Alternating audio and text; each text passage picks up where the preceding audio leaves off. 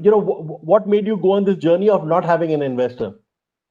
Yeah. No, I mean, I think it's it's actually right place, right time. When we started off in 2010, that was probably one of the worst times to start broking as a business. So raising capital was like a no-go of sorts. And in the first 2 years, we had already turned profitable, right? So around 2013, 14, when we could potentially raise money, I mean, by then I had kind of started interacting with the startup ecosystem and kind of knew how funded businesses have to work, right? And we realized that one of the edge that we had as a business even early on was how nimble we are as a business, and that nimbleness came because of the organizational structure, right? As in this nimbleness in terms of product decisions, in terms of how quickly we roll off new products, or ability to take risks. And we realized that is really our edge on competition. And we kind of knew that if we raise money, then you end up getting obligated to investor capital, and then you have to start now chasing revenue and growth, versus what we were chasing, right from the start of the business. What we've been chasing has always been, uh, for us, every trader is almost a person like us, so we are essentially building a product for ourselves, right? It's so like, just to give an example, not a single person at Zerodha has a revenue target, right? And I don't think there will be another financial services firm who can claim something like this. Yeah, Right. exactly. And the reason we don't have it is because we know that if we put a target, someone's going to missell something, right? And we can afford to not have a target because there is no growth revenue that we are chasing, right? So this has worked well for a business. I think the challenge was to say no to money over the last 2 3 years, because those notional values, when people suddenly associate, say, I'll give you a check of this much, then saying no to that, it becomes a lot more challenging. But we've stuck the course because we're enjoying what we're doing, and I think no money makes it a lot more fun. So we've got I think 3-4 thousand people who are watching you right now, and I'm sure a lot of them would be bootstrap companies who at some point are looking at being able to raise money. Is your sort of lesson to them saying that try and be bootstrapped as long as you can, and getting an investor is really asking for trouble? No, not really. I see. The thing is, like, I actively invest in other startups through a fund called Rain Matter. So I wouldn't do it if I didn't think invested funded startups can do well. No, I think what I think everyone needs to keep in mind is that investors' money brings certain obligations, right? Absolutely. And not everyone enjoys those obligations. And not every business can be built bootstrap. I mean, if you were to ask me, Nithin, can you build Zerodha today? I'd say no, it's not possible, right? Because the bus has moved, right? As in, I can't go back and do what I did in 2010 and 2020 without investors' capital. You don't have that luxury of time Yeah, we now. don't have the luxury because when we started, there was a 3 4 year head start we got, and there was the first competitor came in only after 3 4 years, right? And so we could kind of take it easy, without having to raise capital. So I don't think anyone should cut copy paste. I think the first question to ask is, in our business is almost like playing a sport, right? And in a sport, you need some kind of an edge on your competition, right? If all people are doing the same things, you can't win, right? As in, so either, like, one of the decisions was either you have to be deep pockets, or you have to have some kind of other kind of an edge, right? Otherwise, because right now the deep pocket guys usually win, right? And then the deeper the pocket, the longer he lasts, the more stupid kind of deals you can keep throwing the customer. So there's no way the non-deep You're not pockets will mentioning survive. SoftBank here, I see, but No, I mean, not just that. I'm saying, the last 2 3 years has been quite crazy, right? As in terms of how much money people are willing to pay to acquire a customer, right? And it is not possible to play that game unless you go and raise more money, right? Or else you need to say that, what, I'm not in this business of acquiring customer paying money. I'll do something else to get that customer, right? Which doesn't, yeah. just to interrupt you here, you mentioned the fact that bringing in investors actually has obligations. Yeah. Would you say, and this is something we touched upon, when we were talking earlier on, would you say that having investors who really come from a certain mold, so there are investors who funded Google, there are investors who funded something else, so they're familiar with those models. So would Right. you say that very often having an investor sort of forces you into a business model? It's possible, and see, the thing is, a lot of investors bring a lot of synergies along with them, right? As in, they Yeah, help the businesses grow as well.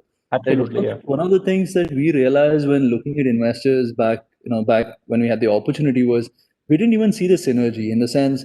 See, Indian broking is a very it's while it's a really old industry, there has not been a lot of funding that's happened in this industry, right? As in this whole Yeah. broking being fintech, etc., is only a last 2 3 year story, right? True. And no one really has the experience of knowing what is that audience out there.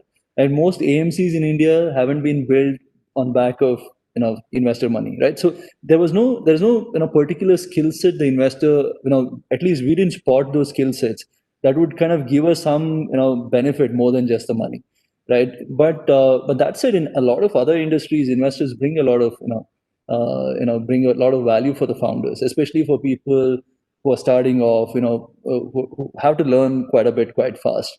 So I'm not saying you should while this whole being bootstrapped seems very heroic because you're one of the only few doing it, right? But then it isn't very easy. The odds of it working is actually quite less. The reason you see so few bootstrap startups is because most of them perished, Yeah, absolutely. and only the ones who are there at the right place, right time survived. So I think it's about what feels right for you as a founder, and what feels right for you as a business. I mean, if it requires capital, I think you should go raise it. And how are you different? You said you invest a lot. So how are you different from some of the other people who invest? Right. So the thing is, Nikhil, my younger brother, he manages most of our personal money, and so we have a large public market exposure. The private one, what we've been doing, we do it under this name called Rain Matter Capital, which is like a fund incubator.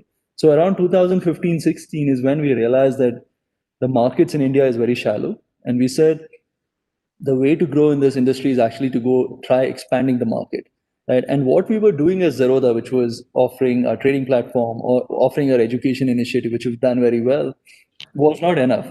We said someone has to come build these niche user experiences on top of us. Say, India probably needs a Uber or a WhatsApp kind of a movement for investing and trading. So what we did was we started inviting startups to come build on top of us. We said, here we have solved as Zerodha the problem of execution. Can we solve the problem of user experience, which can potentially expand the markets in India, right? So we kind of throw it out local, and startups came, started working with us. When they came to us, we realized that they needed capital as well, as in so we said, what, we'll start cutting checks. So anywhere between around 2 crores to 10 crores, in that range, we started cutting checks for these companies. And then it became a fund of sorts. But all the investments that we have done till now, I mean, the intent has just been impact. It was never done with any other ROI in mind. I mean, the only ROI for us was, can it help a retail investor trader in the market, and can it expand the Indian capital market ecosystem, right? So that was essentially the basis on which we invested. And some of these guys have built some of the coolest trading and investing platforms. So it's kind of worked quite well for us until now. So, when you say that you invited other startups, bootstrapped most of them to come and build on top of your platform, in a sense, you're doing what UPI has done, or, if you look at the whole India stack, that, Right. you had certain APIs which you put out there and people came and built on top of that. And eventually what emerged was a more powerful, magnet for, and it had better user experience. So what are the few things that some of these startups have built on top of your platform, Right. which people are using? If you can just tell us a little bit about that. Sure, sure. I mean, I think the most popular is this company called Small Case, who has built Small case. Small Case. They have built a thematic investing platform or idea. So the thing is, uh, one of the problem most retail investors have is they don't understand individual stocks. I mean, we all have broad ideas about certain industries or certain themes. Like for example, I remember when GST was getting introduced, a lot of people knew that some companies will benefit out of GST and some won't. Right? They knew that GST is coming soon. Right? Uh, so small case has a basket of stocks that will benefit out of GST, right? So instead of buying a stock, you can actually buy the idea itself, right? So you have this bunch of ideas which are listed as a basket of stocks. Now the good thing about small case is that because it's a basket of stocks, it's a portfolio of stocks, so there's diversification of sort. Right? The big issue with a lot of traders, investors, is that they take concentrated risk, and when they take concentrated risk, you're always essentially one incident away from becoming, losing a lot of money. Right? And small case, kind of because of the structure, it gets people to invest into a portfolio, reduces risk, and gets them like active participation in the markets. There is Sensible, who's built a very nice options trading platform. There is Streak, which has built a very nice, like a backtesting trading platform for non-programmers, right? So there is LearnApp, which has built an education platform. There's FinShots, who's trying to make a lot of these financial news easy. So it's all, it's kind of broad. There are different startups working on different things there. You talked about how one of the perils of getting investors coming in, and it's not just because of the investors, but one of the perils of doing business is really doing the cut and paste model. In fact, today's newspapers have the story on how Hike, this Kevin Mittal Hike, which is meant to be a sort of WhatsApp. He thought it would be an improved WhatsApp, but then it just shut down because it didn't have the volumes and stuff like that. So would you say that this is a problem that a lot of Indian apps are going to be facing, that they're just trying to look at the same model or replicating what was there in the West, so it's not really going to work? Right. Right. Yeah. No, I think this whole exact cut copy paste for India has never really worked. No, I think the ones that have done well have done some changes. Like I think Swiggy, Zomato, even Ola. You might say Ola is a copy of Uber, but actually the way Yeah. they've gone about building Ola is actually very different than, while the user experience might seem similar, but the Hmm. backend is actually quite different. And I think, and these are all, companies, I think, that we as Indians have to be proud of, that saying, they've come out of India. So no, I think one of the reasons why a lot of this cut copy paste, that reference happens is because every time an investor comes from, say, the US, right, the easiest way to relate to him is to say, you're this of this country, right? As in, like, Yeah. so Yeah. for example, like, we started in 2010, right? Robinhood started in 2000, I think 14, 15. Right? If I were to meet a US guy, right, his first question is like, can you tell me what do you do, right? Who And are you? then, Yeah. yeah, right. And then my easiest way to explain who we are is to say, what, we do something like Robinhood of, in the US, right? So I don't have to waste 30 minutes Yeah. of my time explaining, Absolutely. right? Absolutely. And I think a lot of us Indians, get sucked into that, is that we forcibly try to kind of, refer to a US company just to make our company relatable, right? And that's how, but that's it. US is, at the end of the day, is a much larger economy, and they're probably 10, 15 years ahead of us. So a lot of ideas, it's very tough to come with original business ideas, right? I think, and US is so far ahead that maybe whatever idea you pick up, someone has already probably given a shot at it in the US. So you have to, but when the way you build a business, I think you have to do it very India specific, because the Indian audience is completely different to the way the US audience is. One of the points that comes up in the context of having investors, in fact, this is a point which I think the first person to bring it up in a very forceful manner was Sanjeev Bikhchandani, when he talked about that combinator, Y Combinator, and he was talking about how they were encouraging the startups to flip. I mean, does flipping sort of worry you? Because at one level, when I look at it, if somebody else is bringing in the money and that guy wants you to incorporate in Singapore, then what is so wrong with it? What is your Right. view on that? Is it a problem? Is it not a problem? No, see, the thing is, like, I think, like, I personally think we should try to keep the wealth of this country in this country, like, to be very honest, I mean, but I think it's happened for many centuries now, and if there's wealth being created, I think we need to try do whatever to keep it in this country, because that's how we as a country will grow together, right? So I mean, that's my broad view on just doing structural changes just to save on some taxes and etc., right? Or just to make it easier for an investor. I don't think Indians should just go about moving a lot of wealth out of this country. About when investor comes, see, the person investing, he's also obligated to someone else, right? As in, a lot of these VCs and private equity guys, they have raised money from someone else, and they're obligated to give them a return. So they will do whatever they have to do to make that return for their investor, right? I mean, it's just a food cycle, right? As in, The way a startup is obligated to the VC is obligated to someone else, right? As in, and everyone's gonna push whoever's below the food cycle to make a buck. So um, and and as a startup, I think as a founder, you have to be ready for that, right? As in, it's just that I think what founders need to be sure about is that when selling the story of why invest in your company, I think everyone has this. I mean, most founders have this problem of exaggerating the opportunity, right, to be able to raise money or whatever, right? And because once you sell the story, you have to stick to the story, right? And a lot of time, I think a missell can haunt the founder for a long time, right? So it's important to, I think, under promise, over deliver versus over promise, under deliver, right? Uh, and yeah, so I think those things are important when raising money from investors. Yeah, but when I was talking about flipping, you're saying it's a good idea to try and keep India's wealth of ideas within India. But if the investment is coming from abroad, it's a bit much to expect that you can keep the idea in India. That's what I was asking. Correct. So Yeah. I what are mean, the yeah. what are the three or four things the government or somebody needs to do, or whoever needs to do to make sure the Indian investors come and put in more money?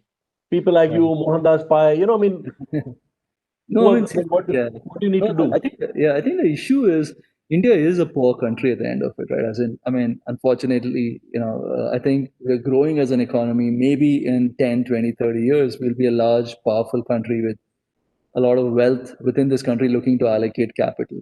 I think what I think the government needs to do is to encourage people to think about moving money away from gold, bank deposits, and real estate, right? Because today what happens is, once the money goes into these assets, they get locked in, Yeah, right? it's dead. It's dead. Yeah. Yeah, so it's not really helping the economy in any way, right? I think incentives have to be made to get people to actually look at investing, right? I mean, we need people of this country to be backing the entrepreneurs of this country.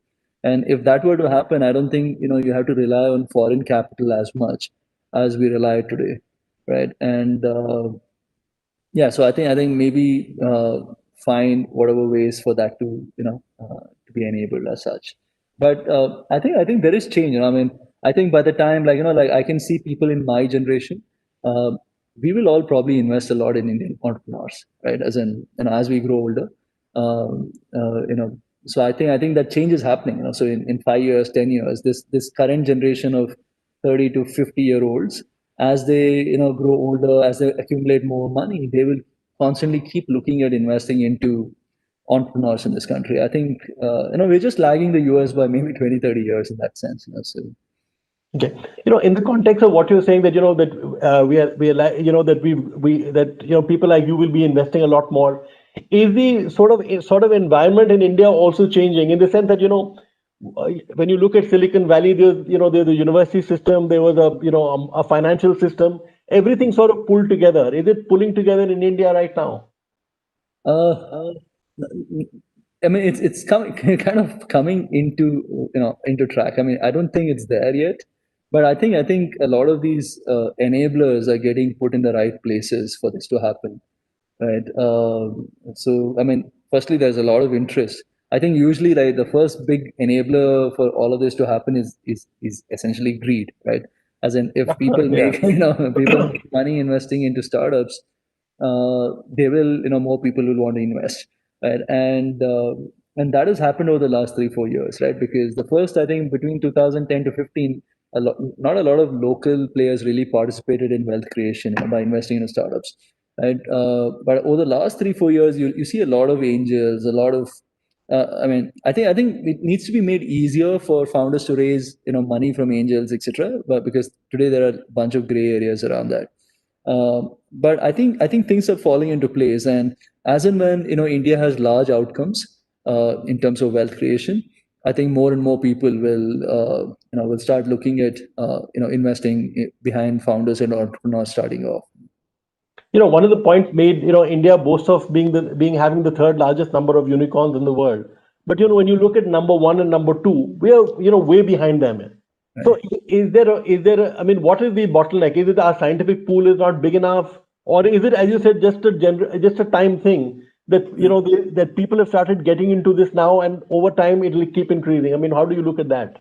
No, I think the problem with the country is the revenue pool, right? I mean, we have a lot of people in this country, right? But then, for building large businesses, you should be able to make money from those people, right? And unfortunately, in our country, the issue is, I think the problem is that 5 to 6 crore Indians pay, file income tax returns, Yeah. like less than what 2 crore Indians make more than 5 lakh rupees a year as a as an income. So your revenue pool is so small that it's very tough to build large businesses, large valuable businesses. So it's just a matter of time, and as and when the country, we go from 3 trillion to 5 trillion or more, as and when more money lands in the hands of people, more valuable businesses can be built in this country. Okay, the other question is odd in the context of of venture capital, and everybody looks at apps like yours, or businesses as yours, as purely privately funded or privately grown, whereas actually the role of the state, I want to talk to you about that. So for example, if you didn't have GPS, you may not have had an Uber. So if you look at the internet itself, it came out of the US defense business. So what do you think is actually the role of the government here? And I'll Right. talk to you about Aadhaar and UPI later on, but what is your first thing in terms of what should the government be doing? Does it have a role at all? Right. No, I mean, I think government is at the center of all of this. I think, I don't think, I think the problem is we always look at government for freebies. I don't think it's about freebies, it's about putting enablers. Yeah, Right? Just to give you an example, the only reason I think the business is at size that we are at today is because of Aadhaar, right? Because until 2016, to exactly. onboard a customer, we it was a 40-page document. It used to take us 2 to 3 weeks, and there was no way in hell we could add 100,000 customers in a month, right? So in 2016, when Aadhaar, we started onboarding customers using Aadhaar, we were at 100,000 customers. We are at 4 million plus today, right? We add 200,000 customers a month versus 100,000 customers in 6 years, right? And the only reason is because you can onboard a customer online, right? So now Aadhaar actually, was that enabler that enabled for a business like us to actually grow large, right? So similarly, UPI has helped just, like for example, UPI for IPO, which got launched last year, right? And within 1 year, we contribute 10% of all IPO applications in this country, right? Again, it wouldn't have happened if not for UPI, right? And like for example, because the IRFC IPO is open right now, the last 2 3 days has been just so crazy in terms of new people wanting to apply IPOs, right? Opening accounts with us, and we can actually open an account, get into IPO within like a 1 day time. So I think government should do more of this. Like keep, and I think they've done. I think with this whole jam pack, the whole. I think they're just the right enablers for new age businesses like us to come leverage and build large businesses on top of. I think what can be a little easier, at least in the context of financial services firms, is we have this whole legacy of a baggage of sorts of firms which have done frauds, right? As in, there have been broking firms in the past who've gone down and lost customers' money, etc. So regulations almost gets quite stiff, right? And a lot of times these regulations can potentially stifle innovation. And I think like one of those wish lists that I have is to make these regulations a little more easier. Uh, so it kind of it enables innovation of sorts. So, Has there been any kind of government program that you have tried to, work with, which hasn't worked out? And I'll tell you why I'm asking you this. right, Is that, if you look at, for example, in the context of COVID, a lot of people are arguing that this is India's time to do a lot of telemedicine, and you can really jumpstart the whole process. And the problem that India has with poor health, coverage can be sort of, can be dealt with to a certain extent because of COVID. Now, whether it's health or whether it's education, things, the government of India spends a lot of money in these things every year. So if the government is to take on your, let's say you develop a health app and the government says, okay, I'm going to use this health app, then obviously it gives a tremendous boost. So are there some government programs or government schemes that you think, you could piggyback onto, or that, or where you think the government can actually use use apps like yours, right. or platforms such as yours? No, I mean, I think, see, the thing is, government has been looking at divesting for a while, right? And I mean, so maybe it's like the way you had this Jan Dhan account, maybe, there can Yeah. be like one of those DMAT accounts, where Indian, middle class kid get, access to buy into stocks of, PSU stocks, or maybe something like that. I mean, until now we haven't really. See, the thing is, I think the business of stockbroking is catering to the top 2-3% of this country, right? As in people who have the money, and then most government programs are around for the remaining 97% or 95% of the country, right? So we as a company, as in, haven't been able to leverage on any such programs, uh, but yeah, but I think one of the opportunities here is that in our audience, maybe like I said, when you start divesting, maybe give discounts to retail, What I say, like for example, if you want to boost agri-tech, now right, frankly, you can create the best agri-tech app in terms of talking about what kind of crop you'll have, predicting crop output and stuff like that. But right, if the government starts using your thing, it just gives it a completely different, or let's say hackathons, let's say organized by the government to solve some health problem or something like that. I mean, right, what I'm trying to ask you is that something, we had Ravi Shankar Prasad who inaugurated this conference here. right. So I'm trying to figure out that what exactly the role for the government. Should the government be looking at every problem that India has or that the government deals with and just organize hackathons? Is that something that the government should do? Should that be government policy? That's what I'm trying to ask you. Oh, right. No, no, absolutely. I think today a lot of answers to large government problems probably lies in technology, and I think it makes a lot of sense to go figure ways to partner with existing companies. If say government came to us and said, Nathan, this is a problem that we have in financial markets in India. Can you help us solve? I mean, I Yeah, would give yeah. my life to solve that problem, right? So and I think I know at least 10 other founders of really large companies who would do the same, right? So I think, yeah, if you make it inclusive, I think a lot of people who've done well and who have access to, people who can solve problems we can come together very easily. And if you look at iSpot, for example, in Bangalore, that's what iSpot is doing. Whether it's like on lending, for example, iSpot is looking at leveraging the whole UPI network or looking at GST based lending and things like that. So I Right. mean, so basically you're saying, let's say we do one hackathon a month, the government did that. Would that be a great idea? Yeah, no, I mean, hackathon is a great way to enable conversations to start. But a Hmm. hackathon in itself, I don't know if something can really be solved on a hackathon. I mean, the government scale problems, right? I don't think it can Okay. be really done on a like a 2-day hackathon event or something like that. I think it has to be a longer, more engaged kind of interaction for solving such large problems. But hackathon is a great way for the government to put the intent out there to say, what, we are looking at partnering, with technology firms to solve large government problems. So, I mean, if you had to solve a problem, what is the problem that you think that you can solve? Well, I mean, like, let's say disinvestment. Right, Disinvestment has been a miserable failure over God knows how many years. I mean, right, apart from that little time during Vajpayee's, regime when they were right, actually privatizing, disinvestment has been a miserable failure for most of the years. What right. would you do? I mean, do you think that's something you could fix?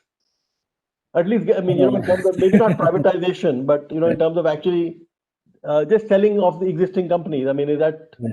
No, I mean, see, yeah, see, if it was distributing good assets to people, I think we could do it, to retail and get retail. The thing is, when someone owns a stock of a company, right, there is a sense of ownership in a way, right? As in, if I own, shares of X company, then I feel a certain way for X company, right? So I mean, that we can do very well. If the government of India wanted, some shares of their good companies to be sold to retail, someone like us can do that very well.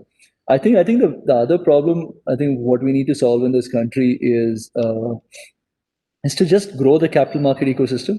Like I said earlier, right? As in, you need people of this country to kind of back entrepreneurs, right? That's when the country will do well, right? Not go buy gold or real estate or keep cash in the account, in there with them, right? So uh, there, we could potentially help the government solve those problems, right? I mean, that's because that's core competency to what we do as a business as well. One big problem that we've got is that, I mean, as you said, there's just 2-3% of people, maybe even less, are buying shares in. One big problem that we've got in India is that by and large, the unorganized sector worker has no pension, no savings, and stuff like that. Right, I mean, is there some way that that we could use technology to be able to garner some of those savings, right, in the sense that, I mean, obviously, a guy who's a rickshaw puller can't give you X number of thousand rupees per month. He can maybe give it to you, I mean, are there some solutions like that which are working? Yeah. Because this pension is something which we really need a lot of work on. I mean, are there some things working there? Yeah, no, I mean, we are. I mean, so we've applied for an asset management company license because I think, financial products for first timers is a little complex today. Like, if you want to go buy a mutual fund, suddenly the word mutual fund is complex.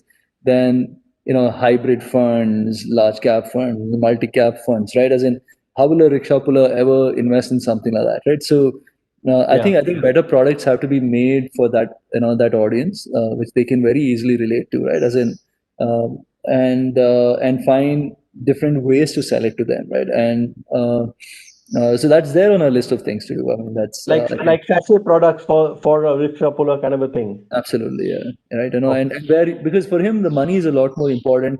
So you can't even take full equity exposure, right? No, it has to be, the product, the composition of the product also has to be in such a way that you don't unnecessarily take too much risk for them. So it's at work, so it's on our list of things to do. So by when does that come out? For I example, mean, a we have mutual fund applied for a company. license, Hmm. so this whole COVID kind of delayed that whole application process. So hopefully this financial year end is when, we should be able to, this 2021 year end is when we should be able to do something around this. What is your view on for example, the government? I think the government made an announcement yesterday. I think the Prime Minister made it that he was going to have 1,000 crore seed money for for small companies, and they have a Startup India fund and things like that. Do you think the government should actually be getting into something like this, or it's more important to look at enabling things like creating a UPI, creating an Aadhaar? I mean, should the government be getting into funding, or should the government just be looking at creating the big thing? So we've got our own satellite navigation system, for example, which is going to Correct, right, run with GPS right. when it starts working. So what should the government's role be? Should it be financing people at all? Right. Yeah, I think, like I said, right, I mean, earlier, there is this whole problem that a lot of wealth being created today is happening outside this country, right? And if government can somehow, because for us, I think in India, the biggest investor essentially is our government, right? So it's not a bad idea if they decide to put a small amount of capital and say, what, we want to invest in Indian startups. So it kind of sets the right intent out there as well, saying that the government is kind of behind these startups as well. I think it's important to put the right people to allocate that money because you don't want that experience. You want, if something starts like that, you want that to get bigger, right? I mean, if government's saying I want to do 10,000 crores this year, they want to come back in 3 years and say, what, we made 50,000 crores out of the 10,000 crores we invested. Now we're going to put all this 50,000 crores behind, right? As in, like, think of it almost like how professional private equity guys think, right? I mean, if there is a department in the government who can think like it and who have long-term incentives to to be like that, because you don't want the person investing to move between departments, right? I mean, he has to be there in the Yeah. life cycle of the fund, so he is responsible for the investments that are made, right? And which is not a bad thing actually, But that is massive if that you put in if people have I mean, can you imagine the government telling you if they were an investor in your company that, have you used an L1 when you decided which computers to buy, or which cloud to use? Yeah, I I mean, mean, I don't know if as long as the government's acting as a passive investor, like how a lot of these proper professional investors, then it's okay. I don't know if government should be interfering in running in startups running their businesses. I think because those interferences never really work. For I mean, wherever you've seen a lot of interference from the investors into the running of a company, the founders have typically lost interest running the business. I mean, that's been shown many times over and over again, right? So I was just talking about government being like a passive investor in Indian startup ecosystem. you talked about how Aadhaar helped you, and then you talked about UPI, and now, for example, there's this Nandan Nilekani is supposed to be working on this thing called Beacon, which is which is basically APIs, which will, so let's say you place your order on a cab on Uber or Ola, but let's say a Meru or somebody even on WhatsApp can actually be able to access that and fulfill that order for you. Right. You know, and we've talked about the possibility of GST based lending, and lot of lending based on flows and things like that. So do you I mean, do you see a place where these apps like this or these startups could be India's next software moment? Like Right. X number of years ago, Infosys, Wipro, these were the big, rising stars of India. Right. Now there's also this, medicine is pharma has always been a big star, and with COVID, it's got another big fillip. Do you see these kind of technology companies or ideas? Do you see them being the next big thing? Well, so those aggregator apps of sorts, right? I mean, they haven't really scaled anywhere in the world. And I mean, people aggregating across multiple businesses and putting it in one place, right? As in, like, so I don't know Super how app, that huh? will play out. Yeah, like, no, not a super app. I mean, in India, super apps also have also struggled. Like I'm saying, if there was a way to get Uber, Ola, I mean, all their, orders to kind of flow through one Aggregate, yeah, app, aggregate from one place, yeah. right? And that is it's a complex problem to solve, right? As in, um, and it's and the incentives are not really aligned now with the underlying businesses as well, right? So That's a big problem, yeah. that's a so it hasn't really scaled or become large businesses anywhere as such. I mean, super apps, I mean, like Alibaba and all has done great job in China, but in India that whole super app thing hasn't really played out as such, right? As in there isn't like one super app as such. I think on the mobile, to get a super app right is extremely complex, because you have the 6-7 inch screen. As soon as you add one or two extra menu, it just clutters, and then your drop offs increases and etc. So we need to see how that plays out. Like at Zerodha, we have taken the absolute different approach. So we have a different app for every product of ours. So we don't like to combine it. Like we've almost taken it like a Google approach to this. Like how you have Google Calendar, Gmail, Chat, and all of them being different apps. That's how we've gone after it, because then you can offer a clutter-free, very minimalistic, nice-looking app to your customer.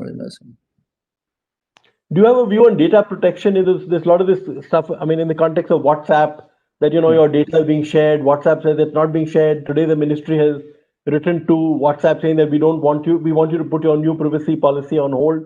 Do you have a Right. view on this data thing, or do you feel that that it's okay? The kind of data that is being shared Right. is not really that sensitive, or it is required sometimes to complete transactions, which is the Right. point that Mastercard and Visa and all have been making. What is your view on data protection? Yeah. No, I mean, I think it should be up to the user. Like, for example, if I don't like my WhatsApp data protection policy, I have an option to go use Signal, for example, right? Yeah. As long as that option is there with the user, I think it's okay, right? And you let the user decide what he wants to do with his data, right? Like if I'm having a conversation with my friend about school days, I maybe like it on WhatsApp, right? But if I'm doing business talk, something private, I might want to do it on Signal. So I think as long as the option is available, it should be okay, for the. One problem with what you're saying, I mean, not a problem, but is really the issue of interoperability. I think, if you look at in the earlier days, if you were on one browser, you could move to another. Then they started allowing you to, move your bookmarks and your history onto a different browser. Uh, One problem is that, like, if you want to move from WhatsApp to Signal or vice versa, you can't actually take your chats. I mean, you can take your chats in a text form, but it really serves no purpose. Do you Right. think that in future government should be, sort of saying that if an app has to be authorized, it has to have interoperability? I mean, do you think that's something which we should be looking at? The problem is, the more the government interferes, the more it'll stifle innovation, right? Yeah, I, yeah. I, Okay. I don't know if you had something like that, if there'll be a next app that will come through in this country, right? As in, so you don't want that to be happening. So I think, like I said, I think the option should be with the user, and generally, I think there's a lot of people talking about the role of the big tech companies, right? I mean, I think the issue here is actually how these businesses have become so large that they've essentially control our life in all forms. Maybe that's a bigger problem to solve, as in how. So do you think that they should be broken up? I mean, that, whether the US Congress and all that seems to be their view, that you break them up. But is that your view? Because these companies also innovate a lot. They spend a lot on R&D. So what is your view? Yeah, no, I mean it's a tricky place. I don't really have a solid view on it, but I think it's a problem if three companies in the world control most of the world, right? And how do you solve it? I don't know. I mean, is breaking up the right solution? I don't know about it, but just these three companies becoming so large is probably an issue in this. Also because, as we saw in the case of Hike, some of these tech companies naturally lend themselves to a monopoly situation, you know. So I mean, you're going to get people if you will move to an app because people are using that app. So you know, I mean, if you break it up, then you break it up right now, but then after another 2 years, it becomes another big monopoly again, yeah, right? Yeah, no, I mean, I think the issue is not it being like a messenger app. The issue is another platform being able to access this, whatever is on the messenger app, right? And so, I mean, like at least in the regulated businesses, there are restrictions in place. Like for example, we have a restriction which doesn't allow. A broker to be more than 15% of the open Yeah, interest on the yeah, exchanges. yeah, yeah, And yeah, I yeah. think UPI has now put in that 33% 30%, yeah. restriction. Yeah. Well, that's why I So, brought in interoperability, because once you have interoperability, right, theoretically everybody can move away from Facebook onto my book, and right, everybody can move on away from WhatsApp to my app. You know, I mean, correct. you're Yeah. just building in competition like that. Yeah. Yeah. No, I mean, I don't know why would Facebook allow, you know, uh, yeah, it's a tough one. It's, I mean, Facebook might allow it because Facebook feels that that's one way to get the regulators off my back. That I right, allow, Google, for example, many years ago had this service called Google Takeout. I don't know right, whether you've ever used it, but no, you can go to Google Maps and you can say, I want my entire map history. So they'll give it right, in a certain format. And I don't know whether that format is good enough for you to export it onto another map thing, but I presume it is. So right, the reason why Google would have done it was that you want to be the good guy, that I'm doing the right thing, that I've got this thing called Google Takeout, but people don't want to go. What can I do? But so I mean, one possibility that companies may actually do it because they feel that this is how I'll satisfy the regulator. I don't know. maybe. I mean, that maybe. Yeah, no, but it just seems like, the more regulation, more regulated this will get, the more innovations will get stifled, so I don't know. I mean, I don't know what the right. It's a really complex problem, actually. Okay, but just to get back to that, journalists love a headline. So is this Yeah, is this India's software moment? Is this the next phase of software? These products?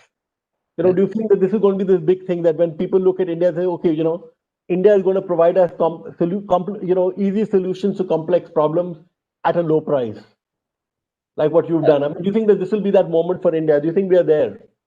Yeah, I think just to the last January we were at 2 million customers, and I thought, the size of our markets in India is a certain size. Our target audience is a certain size, and I didn't know how the target audience will ever grow, right? But I think the behavior change this year, in India has just been phenomenal, right? As in people have gone digital, and uh, I've had friends from the last 20 years who knew that I have something to do with stock markets. They've all Hmm. opened accounts this year, because they were sitting at home, they had time to think about their finances, they did a little bit of research. So I think the audiences, the target audiences, for all digital customer tech first kind of businesses has grown significantly this year. And this potentially can be that moment, right? There's no two doubts about it. Okay, I'm just, it's been a pleasure talking to you. I'm not going to monopolize you. I'm going to open up the floor to our questioners.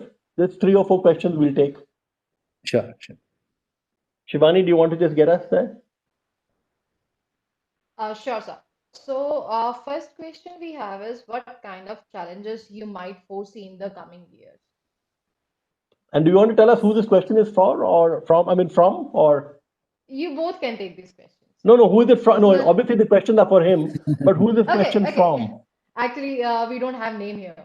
Right. Okay, never mind. Yeah. Yes. Sure. No, I see. The thing is, personally, I've been investing, trading in the markets for last 20 plus years, and I have no reason why. No, I can't come up with a reason for why the stock markets are at all-time highs, right? So, because there is pressure in the underlying economy, not just in India, across the world. So I'm generally, I think stock markets are trying to, kind of factor in the best case outcome of all of this, whatever's happening to the world. And my guess is that it will probably not be the best case outcome. So, it'll probably be lesser than the best case outcome. So, I think some of the I think what happened to the economy over the last 1 year is going to show up, at some point of time. Um, there are multiple challenges. So while this whole digital adoption has gone up significantly, but I think there's a bigger problem in the overall economy in terms of spending, in terms of employment and all of that. So those will come back So to. digital is not a panacea. It can only grow to the extent the overall economy is doing well. That's clearly Absolutely what right. you're saying. Yeah. Right. Okay, perfect. Yeah, Shivani. The next question we have is what additional customer segments are you planning to target in the future? Yeah. Okay. So, see, the thing is, one of those things we haven't done till now as a business is advisory. Until now, we haven't gotten into this business of advising customers to do the right thing. We have stayed away saying we want to be execution only. But I think we've realized that that is not enough, right? We need to help our customers do the right things as well. So that essentially is our next play, which is to find ways to help our customers take the right kind of decisions. So how do we do it? Like last year, we have launched a platform called Nudge, which kind of tells people when they're making mistakes when they're trading. For example, if you're buying a penny stock, which is very risky, the platform tells, you know what, you can lose a lot of money by investing in this, and gets a person off that trade, right? So we're building it within the platform, but we are trying to build different kind of nudges, right? As in, say, if someone is buying a lot of one stock, right? Can we tell him that portfolio diversification is important? You shouldn't buy too much of one stock, and kind of nudge him away from doing that mistake, right? Yeah, so I mean, help people make the portfolio, help people stick to the goals they've set in terms of their savings. So yeah, so these are some of the things that we plan. Last question, Shivani. Huh? Sure, sir. So, in your opinion, in what way a mutual fund awareness can be increased in India?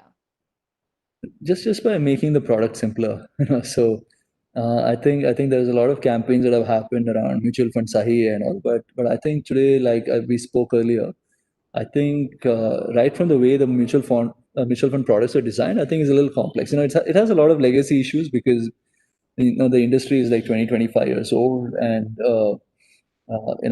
if today if you had a 21-year-old and you had to tell him what is a hybrid fund or what is a multi-cap fund, it people don't have attention span today, as in because of all this noise, because of mobile phones, right? As in, people, you probably get 3 to 5 seconds with your audience, and you have to be able to convince whatever you have to convince in those 3 to 5 seconds, and you can't do it if you start the conversation saying it's a hybrid fund or a multi-cap fund, right? So I think it's just redesigning mutual funds to be able to easily appeal to first time investors.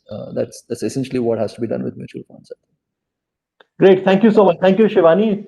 Nithin, it's been an absolute pleasure talking to you, and I hope our audience enjoyed it as much as I did. And I look forward to more interactions like this with you in the future.